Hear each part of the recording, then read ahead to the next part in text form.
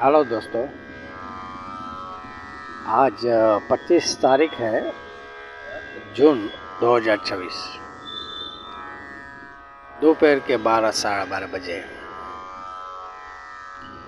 आज ये तीसरा भाग बनाया है। भाग का नाम है भैंस धोवी छे के उठावी छे। ये भैंस के बारे में है।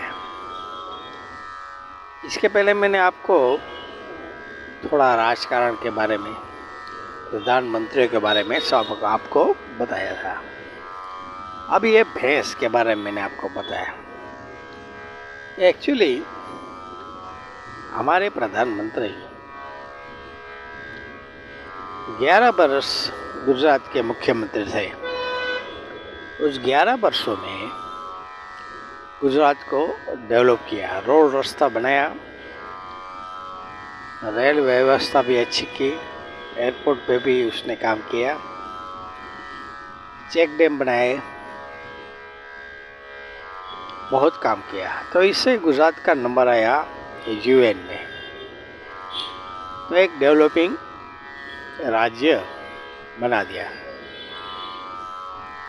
अब मैं आपको जो मेन बात है वो अब बताता हूँ। देखिए, वर्ल्ड के लीडर जो भी होते हैं उसके पास कुछ न कुछ बेचने का होता है। उसको पता होता है कि हमारे पास जो भी माल है वो वर्ल्ड में बेचना है।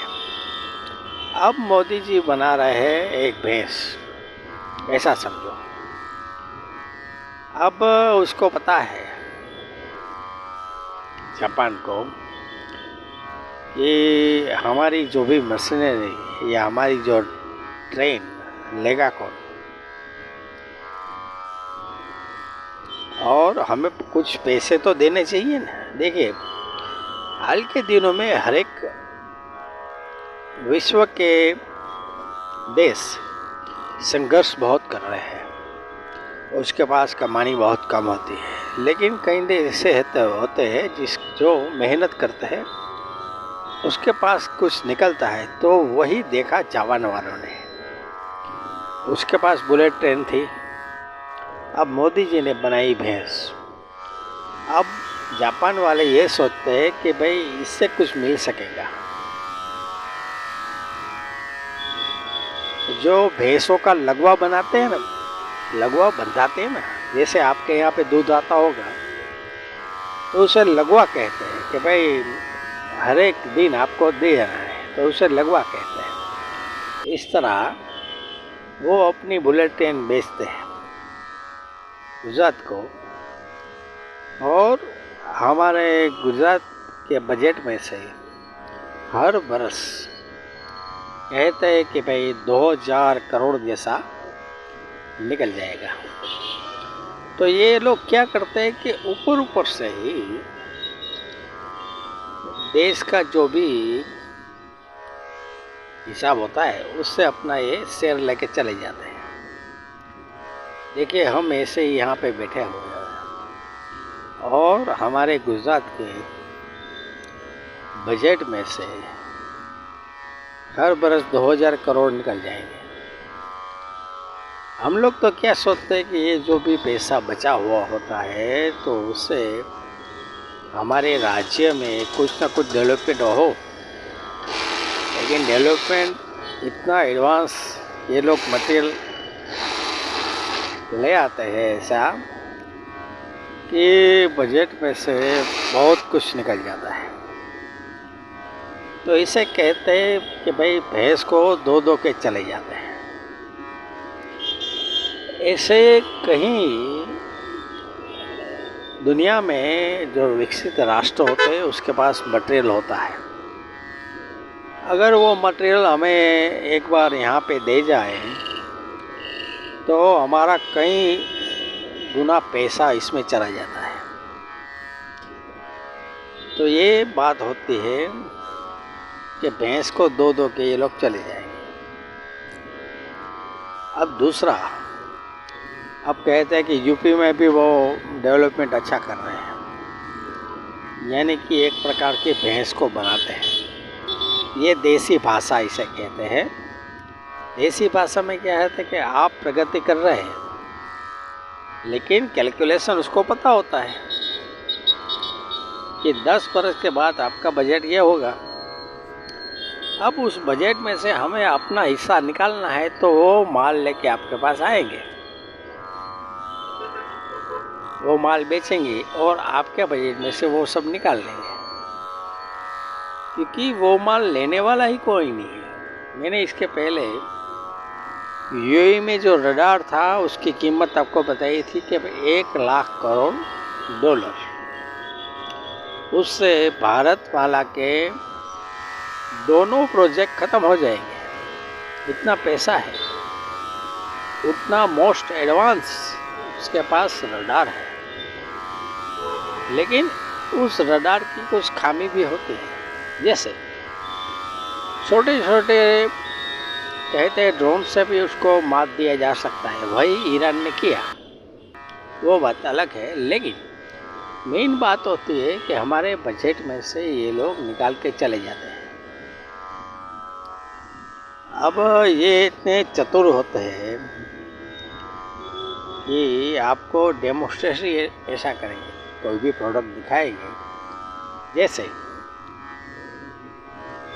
बुलेट ट्रेन आपको दिखाएंगे, दोनों साइड का इंडिकेटर चालू करेंगे और ट्यों ट्यों ट्यों होगा, और इलेक्ट्रॉनिक ये कंप्यूटराइज सिस्टम आपको दिखाएंगे। तो देखिए, हमारे देश में तो अभी ये नई शुरुआत है।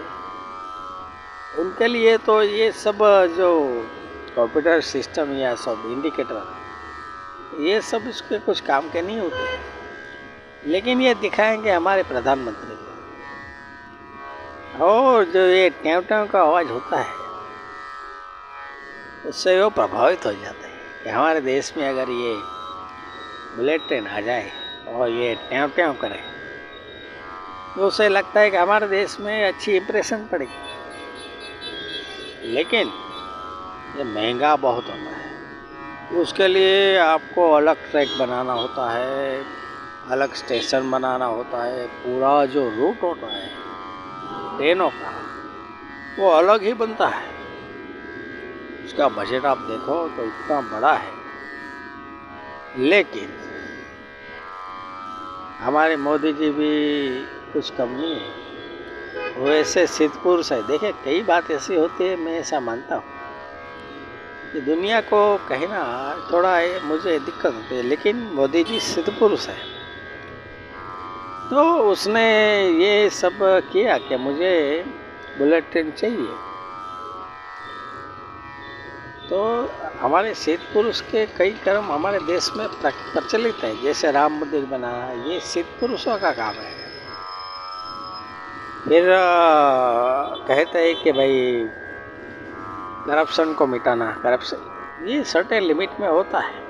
सिद्ध पुरुष होते हैं, 1-2 वर्ष तक आप कुछ कर नहीं सकते, उसका अलग मैथमेटिक्स होता है। लेकिन ये सिद्ध पुरुष करते रहते हैं। फिर अलग एक संसद बनाया। तो मैं ऐसा नहीं कहता हूँ कि हमारे प्रधानमंत्री कम इंटेलिजेंट है, लेकिन उससे कोई माल बेच भी जाएगा। हमें इतना भरोसा भी नहीं रखना है कि भाई अंग्रेज होते हैं ना, वो थोड़े बेवकूफ़ बनाने में शातिर होता है। तो ऐसी सिस्टम आपको दे जाएंगे ना कि आप, वो महंगी होती है। यूएई में जो भी रडार दिया, वो रडार कोई ले नहीं सकता, ऐसा रडार बनाया मोस्ट एडवांस। अब किस तरह से उसने भटकाया होगा, हमें एक गुजराती भाषा में, देसी भाषा में इसे कहते हैं, वो भटकाते हैं उसको। तो ये नुकसानी हमारे राज्य में होती है। तो थोड़े सावधान और सावचेत रहना चाहिए, मैं इतना ही कहता हूँ। कि भाई कई मशीनरी हमें इंपोर्ट ही नहीं करनी है, हमारे अपनी प्रोडक्शन में ही लेना है। और अगर कुछ एडवांस अगर हमारे पास सिस्टम ना हो तो फर्क क्या पड़ जाएगा। तो मशीनरी या ऐसे जो रडार वगैरह ऐसी ट्रेन वगैरह भी हमारे खुद की बनावट की होनी चाहिए। इतना परचेस भी नहीं करना चाहिए कि भाई लोगों का पैसा है ये, बाद में आप जब हिसाब लगाने बैठो तो सब फर्चा ही दिखेगा। फर्चा यानी कि ये नादारी नोधाएगा। अब हमारे गुजरात में तो कहीं म्यूनसिपाल्टी भी ऐसी है कि वो फर्चे में चल रही है, लाइट का पैसा भरने का उसके पास बैलेंस नहीं है। सब बात को अच्छी तरह से अध्ययन करना चाहिए और खर्चा ऐसा करना चाहिए, ऐसी मशीनरी नहीं लेनी चाहिए। ज़रूरी हो उतना बसाओ, बस जितनी आवश्यकता है उतना लगाओ। लेकिन मोस्ट एडवांस में आप जाएंगे तो फिर खर्चा बहुत होता है, बचत करनी चाहिए। तो ये संकट के समय में हमें काम आए। अगर 2 पैसा हमारे यहाँ बचता है तो हम ऐसे अभी सोच सकते हैं कि भाई 2 पैसा बच रहा है तो इसको संभाल के रखो। पहले तो ऐसा था कि हमारे पास कुछ बजट ही नहीं था। आप कुछ अर्जी वगैरह भी लगाओ तो अर्जी का जवाब नहीं मिलता, क्योंकि सरकार के पास कुछ बजट ही नहीं होता, इसके बारे में पैसा होता ही नहीं था। मोदी जी ने मेहनत की और मेहनत करने से हमारे पास 2 पैसे बचे। अब सब ये सोच रहे कि भाई पैसा बचा है तो कोई अच्छी जगह पे यूज़ करो, जिससे लोगों को राहत मिले। लोग इतने वर्षों से आपके साथ है, आपको सहकार दे रहे हैं, आपकी हर एक बात पे हाँ कह रहे हैं, तो उसको भी फायदा होना चाहिए ना। 10 वर्ष तक वो शांति से जी सके। ऐसे बजट बनाने चाहिए कि भाई दुनिया को राहत मिले, कोई ज़्यादा टेंशन ना हो, धंधे का डेवलपमेंट हो, बेरोजगारी कम हो, विकास अपनी तरह से थोड़ा करना चाहिए। ऐसा नहीं कहना विकास ही बंद कर दो। विकास के लिए हाई फाई ऐसे इंस्ट्रूमेंट बसाओ। आवश्यकता इतनी होनी चाहिए और सगवड़ इसे कहते हैं, फैसिलिटी भी एक सिद्धांत पे काम करती है। फैसिलिटी जितनी बढ़ाओ उतनी कम है। फैसिलिटी का अपना एक सिद्धांत होता है कि आप फैसिलिटी जितनी बढ़ाओ उतनी कम पड़ेगी। जैसे अभी रेलवे स्टेशन में लिफ्ट वगैरह पे रखते हैं, फैसिलिटी है। फैसिलिटी इतनी बढ़ाओ जितनी आवश्यक है, ज़्यादा खर्चा करने की इसमें ज़रूरत नहीं है। लेकिन आजकल आप देख रहे हैं कि रेलवे स्टेशन भी हाई फाई कर रहे हैं। वहाँ पे लोगों को जो ज़रा देखिए कि वो लोगों पे आ रहे हैं, वो लोग ट्रेन पे ही सोते, स्टेशन पे ही सो जाते हैं।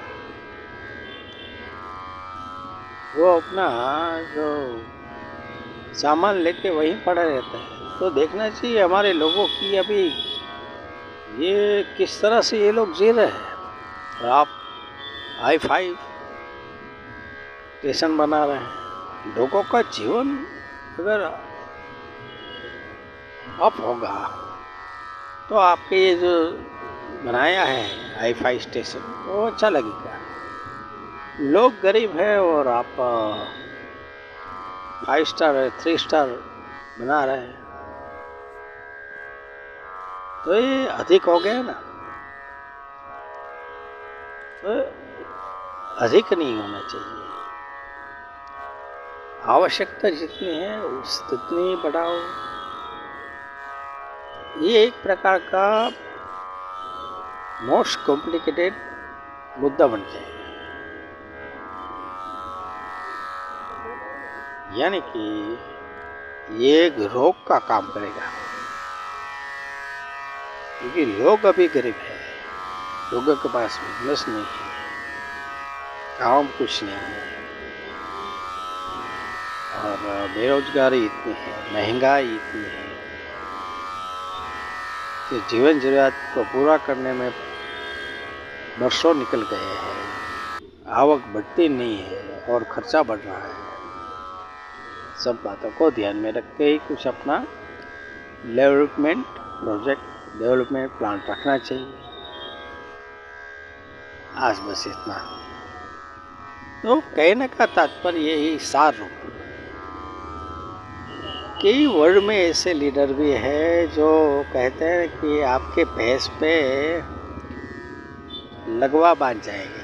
यानी कि कहते हैं कि भाई अगर आपकी भैंस 20 लीटर दूध देती है सुबह और शाम को 20 लीटर देती है, तो ये लोग 10 लीटर ले जाएंगे। अब ये बात आपको कैसी लगी, आप सोच के बताना। या ये भैंस को उठा के ही चले जाएंगे, इसका नेचर ऐसा होता है। तो वर्ल्ड में अभी जो ये लीडर है, इससे भी इसके को बेवकूफ़ नहीं है, लेकिन बेवकूफ़ बनाने में ये लोग शातिर होते हैं। तो ये मेरा तीसरा पार्ट था। कैसा लगा आप बताइएगा। जय श्री कृष्ण।